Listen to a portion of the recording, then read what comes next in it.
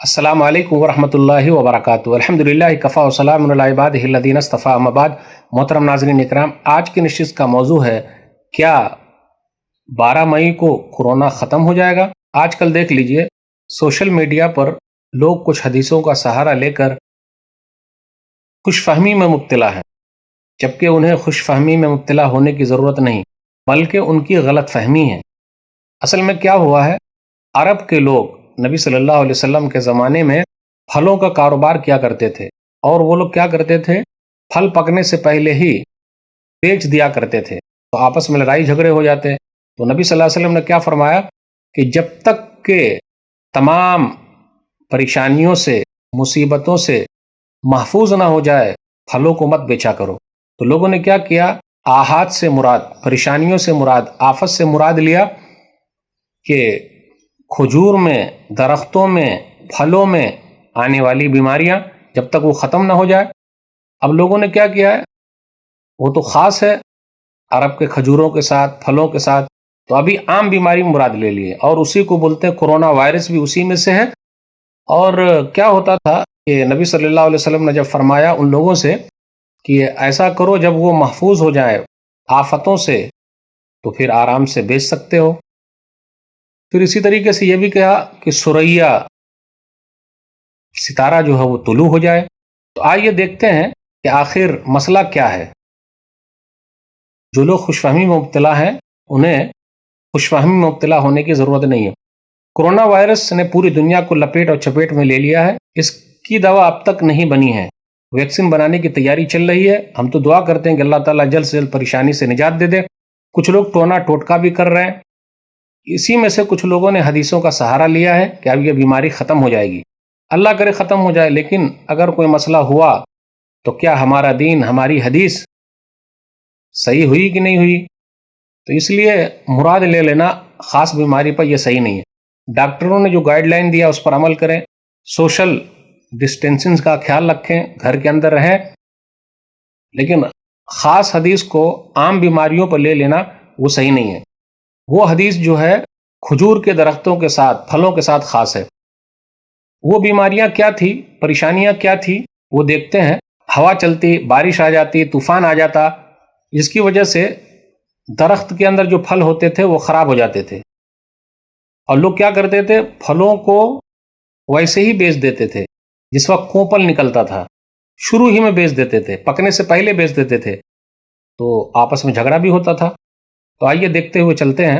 حدیث کے اندر آیا، صحیح بخاری کتاب البیوع باب بیع الثمار، حدیث نمبر 2193، یعنی اس سے یہ مراد ہے کھجور کے اندر جو پریشانی ہے، پھلوں میں جو پریشانی ہے وہ ختم ہو جائے۔ زید بن ثابت رضی اللہ تعالیٰ عنہ بیان فرماتے ہیں، کان الناس فی عہد رسول اللہ صلی اللہ علیہ وسلم یتبایعون الثمار، کہ رسول اللہ صلی اللہ علیہ وسلم کے زمانے میں لوگ کیا کرتے تھے، درختوں پر پھلوں کو پکنے سے پہلے ہی خرید و فروخت کیا کرتے تھے۔ فَإِذَا جَدَّ النَّاسُ وَحَضَرَ تَقَاضِيهِمْ، جب پھل توڑنے کا وقت آتا تو لوگ کیا کرتے، قیمت کا تقاضا کرتے۔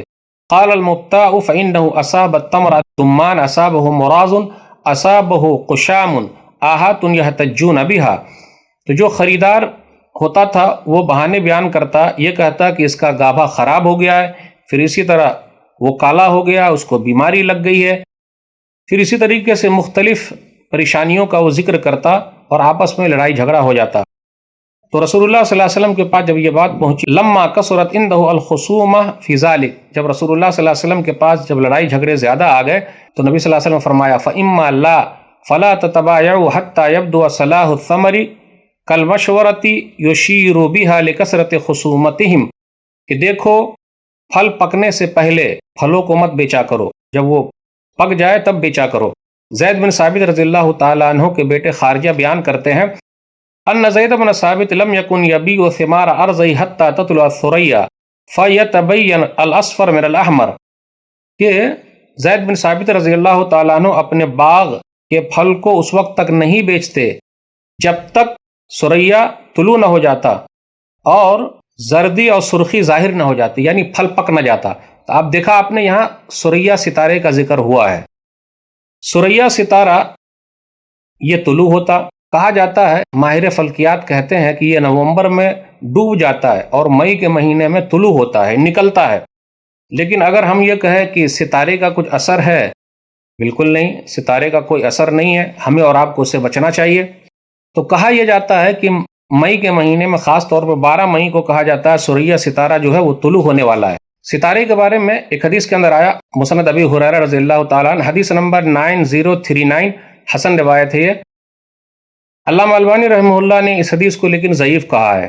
ابو ہریرہ رضی اللہ تعالیٰ عنہ بیان فرماتے ہیں کہ نبی صلی اللہ علیہ وسلم فرمایا، ما طلع النجم صباحا قط وتقوم آہۃ الا رفعت عنہم او خفت۔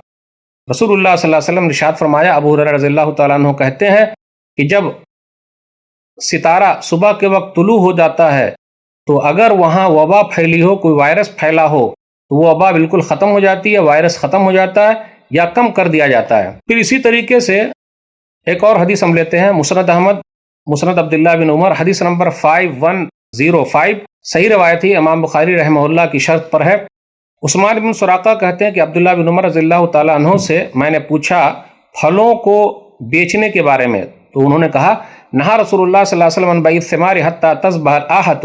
رسول اللہ صلی اللہ علیہ وسلم نے پھلوں کو بیچنے سے منع فرمایا ہے جب تک کہ آفت کا ڈر ختم نہ ہو جائے، یعنی پھلوں کو بیچنے سے آفت کا ڈر ختم ہونے تک منع فرمایا ہے۔